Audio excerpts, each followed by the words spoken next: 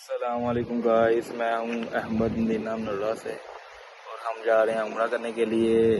इस वक्त हम मस्जिद मिकात में खड़े हैं, यहाँ नियत करते हैं। हमने नियत भी कर ली और इहराम भी बांध लिया है और अभी हम 5 मिनट तक आगे रवाना होने लगे हैं मक्कातुल मुकर्रमा के लिए।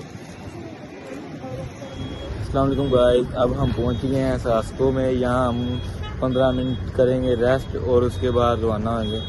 मैंने कहा चलो आधा सफ़र हो गया, कुछ खाने को भी ले लेते हैं। और फिर हम रुके अलबेक में। अलबेक पे ब्रोस्ट नहीं था, चलो नगस ले लिए। तो अभी हम 5 मिनट तक रवाना होंगे इंशाल्लाह। आपको अगले क्लिप में वीडियो दिखाएंगे।